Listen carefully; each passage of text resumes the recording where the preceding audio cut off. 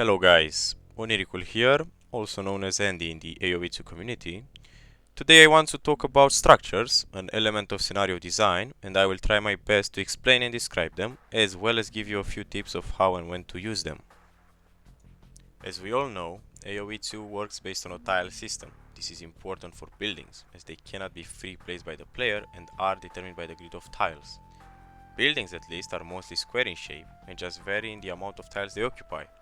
Also, their graphics mostly follow the tile square contour. As such, most buildings in the game are also visually square shaped. As I've said, buildings' graphics mostly follow the tile contour, and in the space that they occupy, they have a center where the object is registered by the game, and that's also the root of the graphic. The way buildings' graphics interact depends on the center, which is the reason for which stacked buildings vary in what graphic has priority, which graphic appears on top. For buildings in this case, graphics are usually singular. We have certain buildings that can be rotated to access other variants like houses. A few special buildings, like town centers, can have multiple graphics that make it up. The regular buildings like barracks or docks also have age-specific graphics in relation with age progression. Relevant to structures is our ability to bypass the restricting nature of tiles in the scenario editor by enabling two features: off-grid placement, which allows us to place some of the objects wherever. This does however exclude buildings, which will still be locked to tiles, and unit stacking, which allows us to place multiple objects in the same tile. By default, we cannot stack units on the same tile or on top of each other. This is more important for buildings, as it allows us to place buildings on top of each other, which we will greatly use to create structures. Now, let's talk about what these structures basically are and how they function. Up to this point, we have talked about the tools and limitations that we have. Structures are basically combined buildings, linked or stacked, achieved by combining graphics and shapes. They usually serve to create an image, for example a military base, a strong fortress, a busy city, or a more complicated building. As such, to create them, we enable unit stacking and experiment with how buildings' graphics interact. Combining graphics is simply placing buildings, stacked or not, in a manner that makes it seem like the graphics represent a whole, or at least joint parts. When doing this, we have to know how buildings' graphics interact with each other, and how their placement affects their priority of display, and then just experiment until we find a combination that we find satisfying to what we want to create. This is usually mostly a game of aesthetics and proportions, where we keep in mind colors, how much the graphics fit, and other important factors like height, width, depth, and length. These latter factors are more tied into creating shapes. Creating shapes is based on the tile system. As we said, all of the buildings are basically squares in shape that vary by dimensions.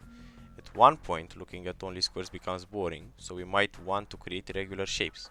We achieve this by using the tools at our disposal, the different sized buildings and the ability to stack them on top of each other, or simply link them together.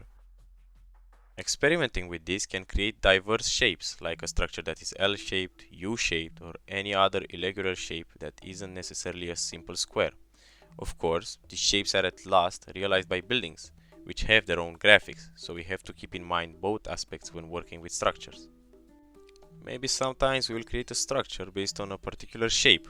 In another instance, maybe we will create it based on how the graphics interact, and the shape isn't considered that much.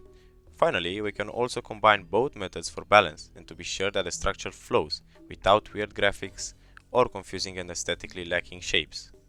When talking about how and when to use them, we can see that structures do have a use in most maps. They do have a pragmatic purpose and also an enhancing effect. For the pragmatic purpose, saving space is an important one.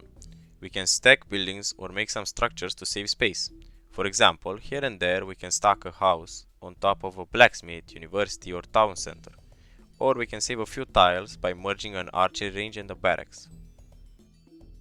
But more importantly, as we have mentioned, we use these methods and structures to create new graphics and new shapes, and depending on their scale and use, we can certainly create design that is unique and memorable.